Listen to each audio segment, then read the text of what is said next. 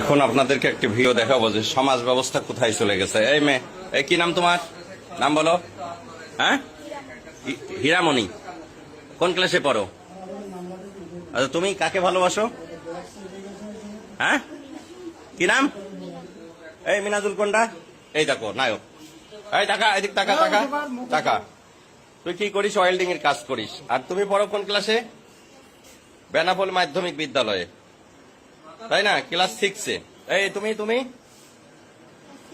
হ্যাঁ, এই মাথা ইয়ে করো। তোমার বয়স হাতে হয়নি। কি নাম তোমার? তুমি ক্লাস 6-এ পড়ো? 7-এ।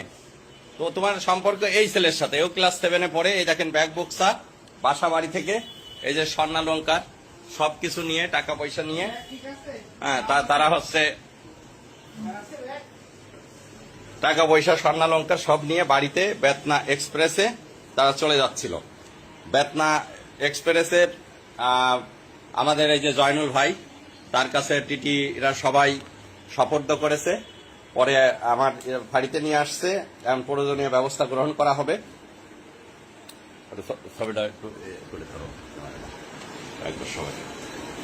এটা অবশ্যই অভিভাবকরা এই মুহূর্তে আসবে। অভিভাবকদের আসার পরেই আমরা আইনগত ব্যবস্থা যেটা হয়। খুবই দুঃখজনক এই সমাজ ব্যবস্থা কোথায় চলে যাচ্ছে। সন্তান আমারও আছে, আপনারও আছে। সন্তানদের প্রতি আসলে অভিভাবকদের খেয়াল রাখার পরেও সম্ভব হয়ে ওঠে না সবার। ওই একটা মেয়ের বাবা থাকে বিদেশ, আর এটা ক্লাস 7-এ পড়ে, তারা একই স্কুলে পড়ে, আর একটা ওয়েল্ডিং এর কাজ করে, খুবই অল্প বয়স্ক, যেটা মানে ভাবা যায় না।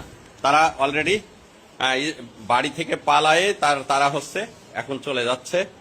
কোথায় যাওয়ার উদ্দেশ্য ছিল? কোথায়? এই খুলনা। কোথায়? খুলনায় যায় কি উদ্দেশ্য ছিল বল দিনি? কি পরিকল্পনা করেছিলি বল, কথা বল। কি পরিকল্পনা করছিলি? কি পরিকল্পনা করছিলি?